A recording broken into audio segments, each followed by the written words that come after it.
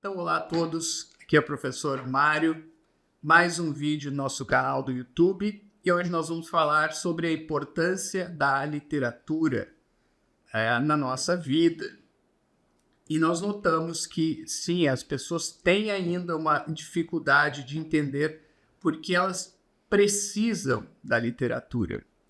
Não é uma questão de simplesmente divertimento, não é uma questão de simplesmente parecer erudito para os outros. Tudo isso seria, com certeza, justificativas não muito fortes. Não seriam, talvez, nem justificativas. Seriam racionalizações. Seriam,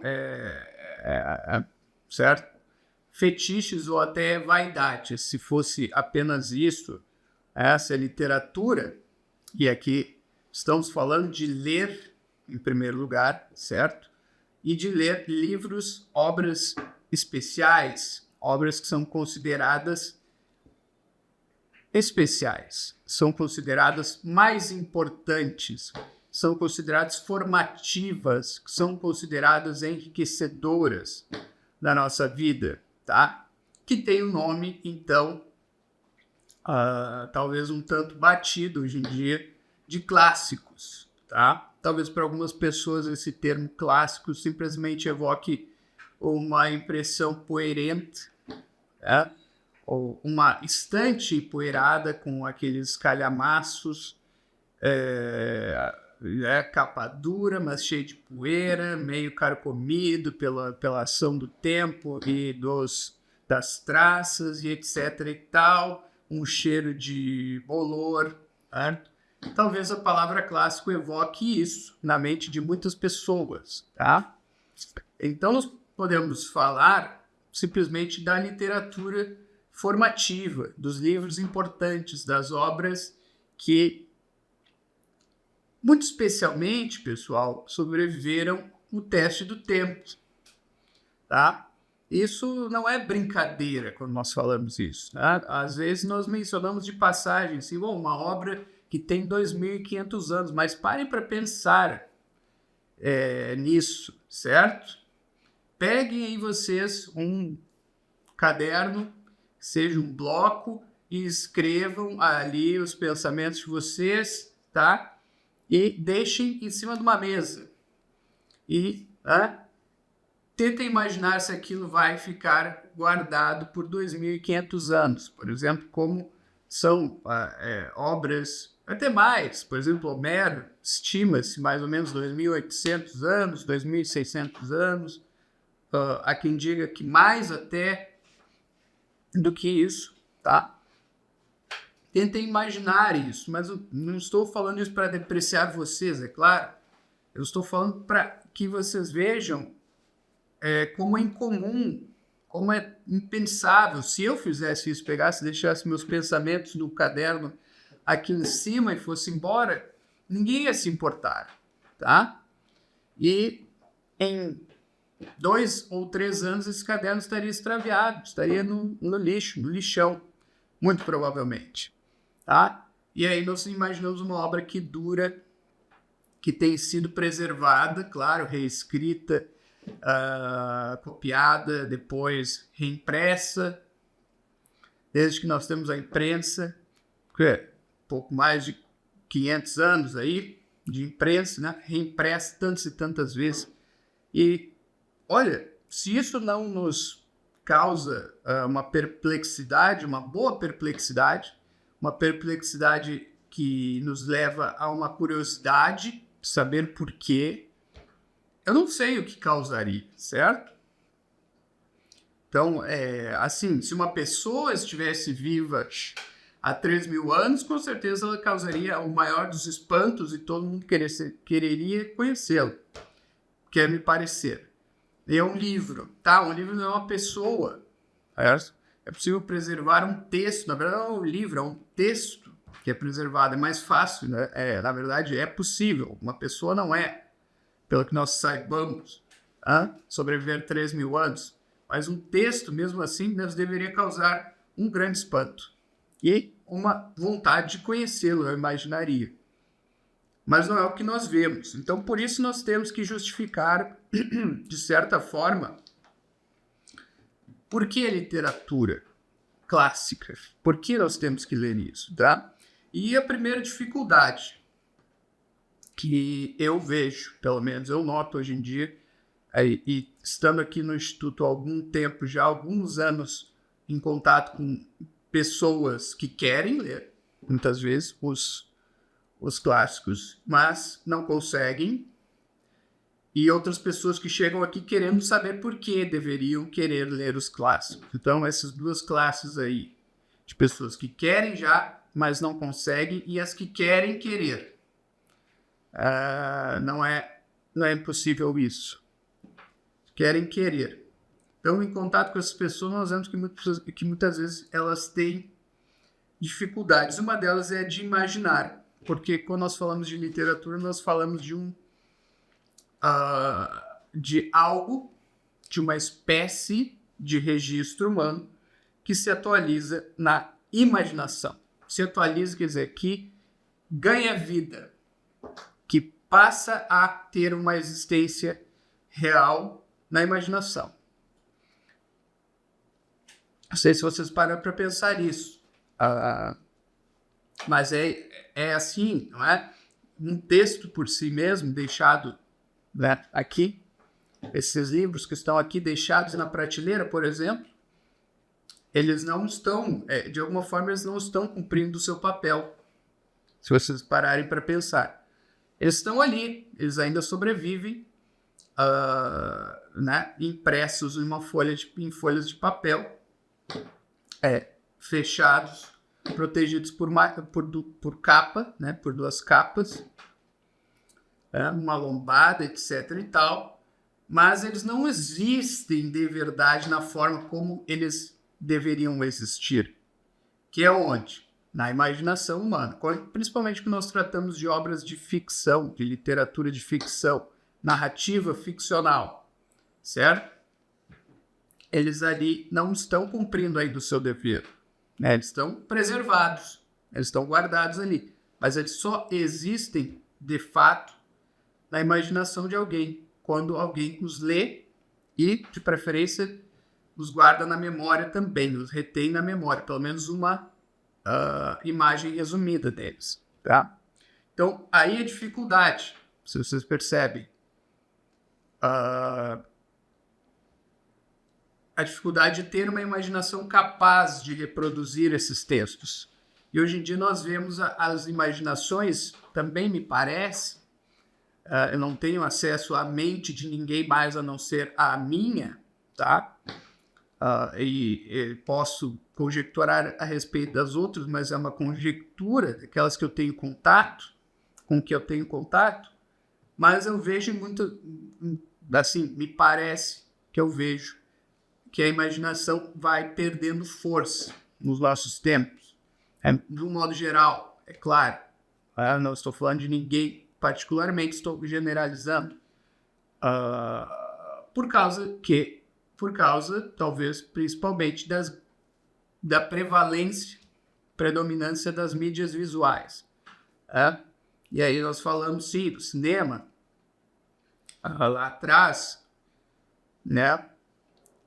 E depois da televisão, mais recentemente do computador e até dos celulares, certo? E aí nós também temos uma proliferação de aplicativos e facilitações assim para assistir a vídeos, tá? E assistir a um vídeo, ver com os olhos um vídeo, que seja um filme, seja um curta, seja qualquer coisa assim, um documentário, uma reprodução de uma anedota, de uma pequena história, não é o mesmo que imaginar, certo? Na verdade, é algo que substitui a imaginação. E se nós estamos viciados nisso, ou se só tivemos acesso a isso, nunca nos foi sugerido exercitar a imaginação por meio da leitura, é claro que as nossas imaginações vão ficar embotadas, vão perder força, assim como os músculos do corpo perdem tonificação quando caem em desuso. Então, quando nós não usamos muito, a pessoa vai ficando mais mirrada, mais fraquinha, pode até adoecer do corpo.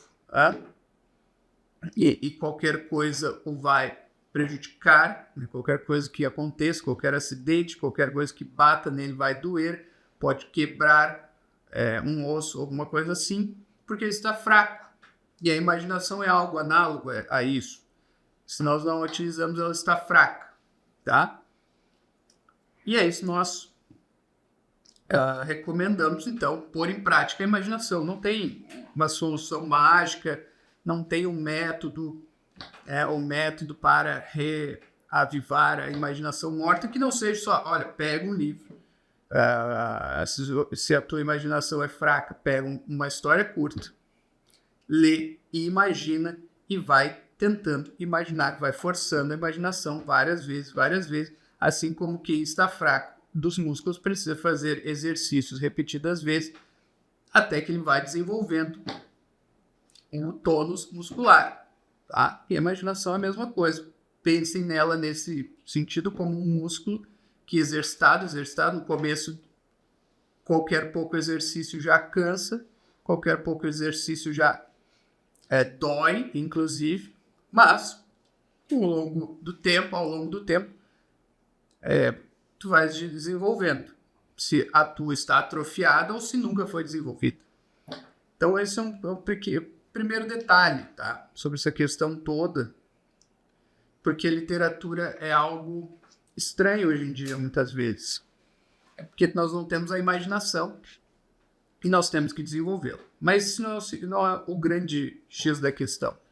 Isso é um preâmbulo, é uma problemática assim, é uma problemática externa, vamos dizer assim, ou preliminar do problema. É uma questão preliminar do problema principal. Qual é o problema principal? Nós não vemos a utilidade de ler, né? De gastar um tempo para ler um livro difícil, mais difícil que a média, como Os Lusíadas, como a Divina Comédia. Nós não vemos a utilidade disso, tá? E aí, quando alguém consegue ter um atino, ele pensa, mas aqui é uma coisa muito legal, é bem escrita, é bela. Certo? Então, é algo que, de alguma forma, vai me entreter, vai me divertir. E não é mentira isso, tá? Não quer dizer que é mentira isso. Mas, com certeza, não é o suficiente, tá? Um filme vai te entreter também, de forma bem mais fácil, facilitada. Tu não vai ter que fazer grandes esforços.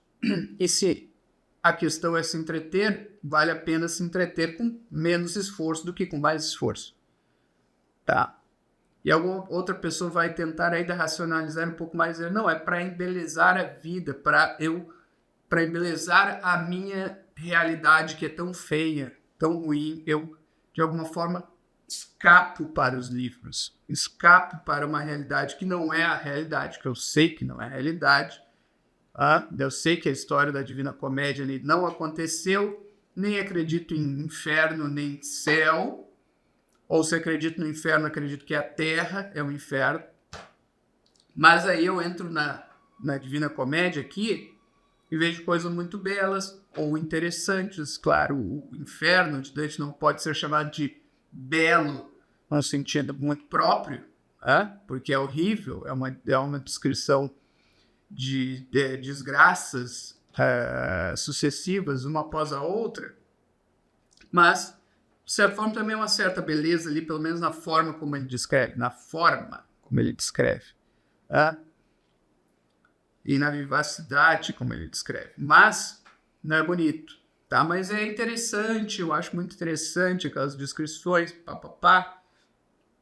E aquilo me ajuda a conviver com a minha realidade, que é horrível, que eu acho horrível. De novo, isso aí também cai na mesma objeção, né? que é, olha, vai assistir a uma série, os caras produzem séries aí de maneira ininterrupta, né? Então vai ter uma série nova, tu termina uma, vem outra. De todos os tipos, se tu gosta de comédia, vai vir uma comédia nova, se tu gosta de série policial, de investigativo, vai vir uma nova. E aí, né, pode ficar entretido ali nas questões em torno da série, nas discussões, essa é melhor, aquela é pior, esse ator aqui tá muito bem, estragaram na 5ª temporada a minha série, Estou dizendo que isso é apenas ridículo, não estou dizendo que isso é só ridículo, as pessoas podem ter essas discussões, certo, pessoal? Estou dizendo que nada disso tem a ver com a literatura clássica em si, tá? E é melhor, se é para se entreter ou se é para ter uma fuga do mundo, se tu achas que a melhor solução para a tua vida e para uma situação ruim é fugir, então fuja para as séries, é mais fácil, fuja para os filmes, ou até para uma literatura barata, que tem aos montes aí, que existe aos montes aí, tá? Mas se não é nada disso, o que é então? Por que essa coisa da literatura? Eu acho que vocês fetichizam então isso. E na verdade é o seguinte, tá? Há vários motivos, alguns mais difíceis para nós hoje em dia. Se eu dissesse, porque nós desenvolvemos a linguagem, a nossa capacidade expressiva, a nossa capacidade linguística expressiva por meio da literatura, da grande literatura, isso é um pouco inefável para nós hoje em dia, até demais, assim. Então eu nem argumentaria isso aqui, embora seja verdade. Nem argumentaria, pelo menos nesse tipo de vídeo aqui. Mas tem um motivo muito claro, que é o seguinte, que é um motivo moral. E talvez tu já tenhas ouvido falar disso. Não sei se estás persuadido ou não dessa questão, mas isso é muito real, tá? Pelo seguinte motivo. Só tem 2 formas de nós testarmos se uma ação é boa ou má,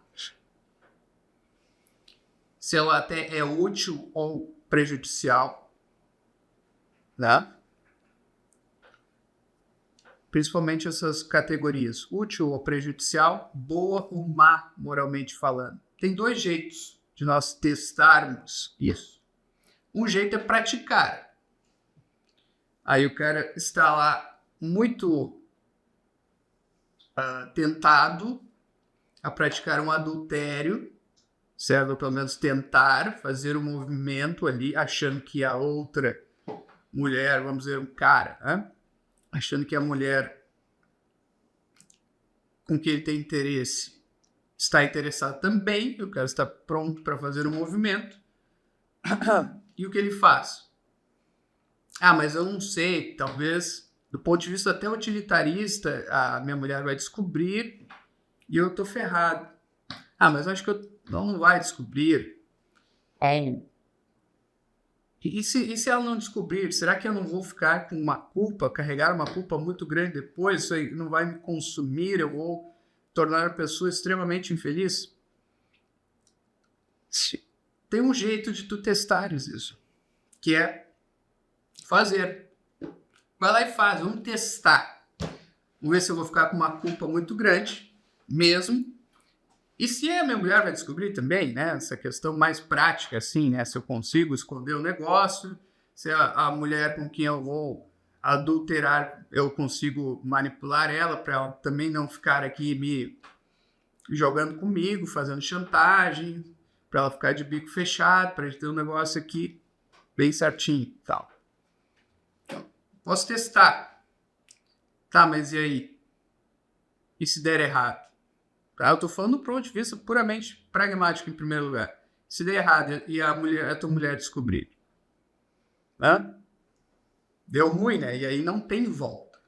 A gente sabe de uma coisa, não tem volta. Acabou. Nunca ela descobriu, tu fizeste o negócio, está provado, acabou. Ela pode perdoar, talvez deva, se tu te arrependeres mesmo, não sei. As situações são sempre complexas, mas o ato não volta nunca mais. E aí, valeu a pena essa tentativa? Do ponto de vista pragmático, até desse ponto de vista é complicado, tá? Agora, e do ponto de vista moral, da consciência moral, da culpa, deu certo, ninguém descobriu, a outra mulher foi embora, ela morava na Bósnia, voltou para o país dela, maravilha. Nada ficou sabido. Aí. Mas eu carrego uma culpa aqui. Eu olho para minha mulher e tem um negócio no meu peito, ali, uma bigorna, assim, em cima do meu coração. Certo? E agora? Quem é que tira essa bigorna? Tu não és nem religioso para pedir perdão a Deus, para tentar uma conversa, tanto uma reconciliação, digamos assim, sacramental e uma conversa entre pessoas que têm uma religião, que acreditam no perdão. Nem isso tu tens, tu é uma pessoa mundana. Tu vais carregar aquilo para sempre. Valeu a pena ter testado desse jeito? Claro, nunca vale a pena. Certo? Você estás cometendo algo errado. Mas tem um outro jeito de testar. E o ser humano, infelizmente, ele carrega essa tendência para o mal. Sim. Tá? Na religião se chama pecado original. Certo? E ele quer... Como é que eu vou saber? Eu estou consumido pelo desejo, não consigo me livrar dele. Como é que eu vou saber? Como é que eu vou me convencer a minha alma, estar diante da minha alma e convencê-la a parar com essa história? Tem um outro jeito de testar, que é pela imaginação. Tu podes imaginar o caso. Tu podes te imaginar as ramificações, tudo acontecendo. Olha, isso aqui é bem provável. Né? E tu podes também ler alguma história, certo? Podes ler o Dom Casmurro, de Machado de Assis, certo? E ali não há nenhuma comprovação de uma traição, mas existe uma suspeita, existe um filho, certo?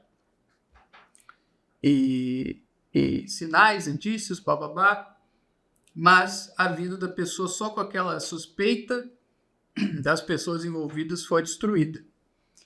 E aquilo é descrito de uma maneira muito visceral, inclusive, muito realista. Não é porque o Machado de Assis fosse um realista, mas é porque ele escrevia bem, e ele poderia ser um romântico e escrever muito bem, e ainda assim ele escrever muito bem, talvez de uma forma diferente. E ele até foi romântico no começo da sua carreira, não é?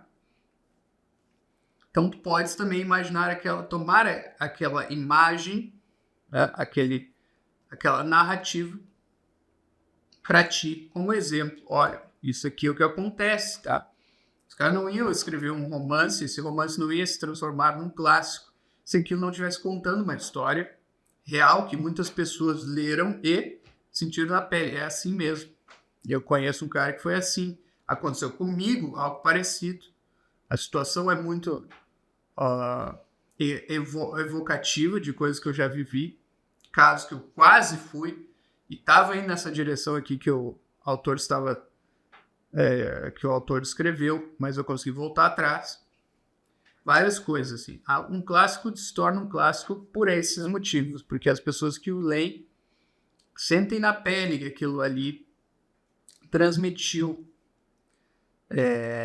uma experiência de um modo profundo, que cala fundo na alma. Então existe a segunda maneira. E essa é a maneira que as pessoas mais inteligentes, digamos assim, usam para testar e para se autoconvencerem a não fazer alguma coisa, porque às vezes tem uma urgência interior tão grande que é difícil se refrear. mas elas leem uma história, elas imaginam no teatro da sua mente, tá? E aquilo as convence, elas acalma por um tempo. E isso é muito importante. É para quem tem um pouquinho de noção do peso da vida moral do homem, das escolhas do homem. Às vezes nós somos jovens, às vezes imaturos, e não sentimos ainda o peso de uma escolha. Tá? Então, as pessoas inteligentes, elas se valem dessas experiências dos outros para não caírem em armadilhas da vida. E grande parte das experiências humanas, ou todas, estão registradas na literatura clássica. E ali tu podes reviver um caos, uma situação na tua mente, nesse teatro, tá? E é por isso que o teatro, principalmente na época de Shakespeare, tinha essa coisa do teatro do mundo, né? O teatro do mundo é o quê? O Shakespeare realmente acreditava que quando ele encenava uma peça, ele estava ensinando as pessoas a agir moralmente, porque a peça fala das pessoas. De te fabula narrator. A fábula está falando daquelas pessoas que estão assistindo, não dos personagens. Então, aquilo como um instrumento de ensino, de ensino moral. Não só moral, há várias camadas no teatro, no grande teatro de Shakespeare, mas essa é uma das importantes. E nós adquirirmos essa capacidade de criar um teatro do globo, que era o nome do teatro de Shakespeare, na nossa mente, e ensinar as coisas, ser capaz de projetar situações, viver experiências da literatura, da história, nesse teatro, é o que garante que nós não vamos cair em várias armadilhas. Não garante que nós vamos cair em nenhuma, não é isso que eu estou dizendo, mas nos dá alguma segurança, tá? Nos dá alguma segurança. Por quê? Porque a literatura narra uma ação, tá? Então ela sempre tem alguma ligação com a vida moral, tá? Ela pode ter ligação com outras coisas, mística, com a descrição da alma do homem como realmente por meio de alegorias e papapá. Ela sempre narra uma ação. E é isso que está lá desde o primeiro crítico literário, vamos chamar assim, que foi Aristóteles, da sua poética. Uma fábula é a narrativa de uma ação de um personagem, tá? E é isso que é a nossa vida, tá? Isso eu já falei em outro vídeo aí. É sobre a literatura e nós temos que imaginar a nossa vida como literatura. É o único modo. Sim.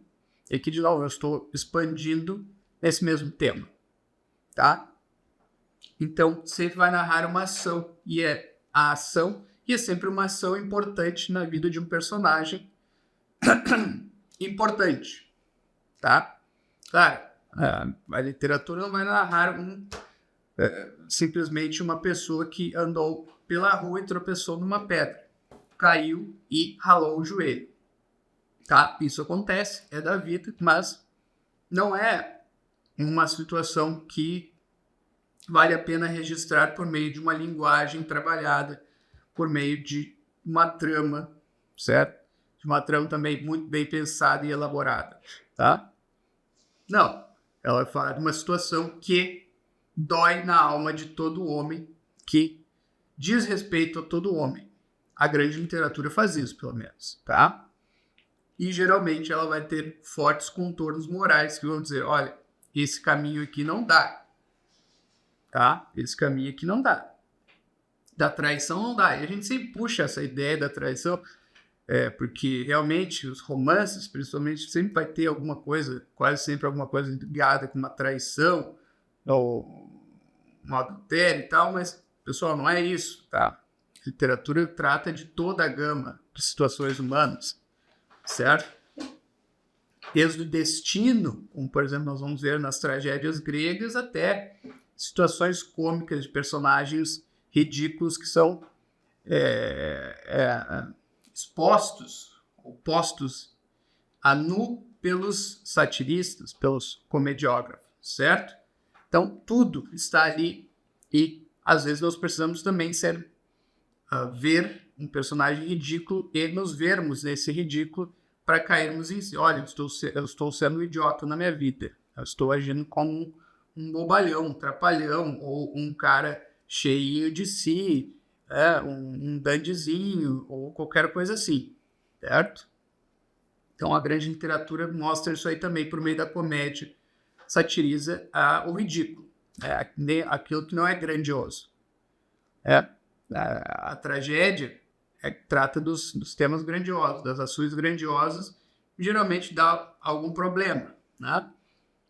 Mas pelo menos trata de uma personalidade e de uma ação grandiosa no geral. A comédia não, as coisas ridículas, principalmente na sátira, e também situações corriqueiras do dia a dia, um casamento, tá? E as peripécias até se chegar a um casamento, também é um tema de comédia, no sentido mais moderno, talvez, do termo, tá, pessoal? Mas é isso. Então, assim, duas formas de nós testarmos possibilidades na vida. Uma é ir lá e fazer. Não convém, tá? Às vezes, sim, claro. Às vezes vai lá e faz e deu, tá? Resolve a situação, mas quando a coisa não implica, né, em grandes questões morais, em grandes dilemas do homem, típicos do homem. Tá? Aí é melhor, antes disso, tu parares e... Olha, vou ler uma peça, vou ler um romance sobre esse assunto aqui, vamos ver o que tipicamente acontece, o que é do ser humano, as consequências normais de uma ação, ou vou, pelo menos, tentar imaginar, na minha mente, as ramificações possíveis de uma ação. Mas para nós tentarmos imaginar com as nossas próprias forças, nós também precisamos ter a imaginação treinada, e ela só é treinada se nós lermos a boa literatura, a grande literatura, certo? Então eu penso que é isso. Uma das grandes objeções se vence por isso, tá? Pela ação. Tu podes agir como um nécio, que só age e descobre depois as consequências nefastas das escolhas. Ou tu podes pensar antes, imaginar antes as situações e tomar decisões mais bem informadas, mais pensadas, meditadas, imaginadas antes de tudo até, e racionais nesse sentido. Mas só é possível com uma imaginação treinada, pessoal. Certo? Então é isso. Nos vemos numa próxima. Muito obrigado.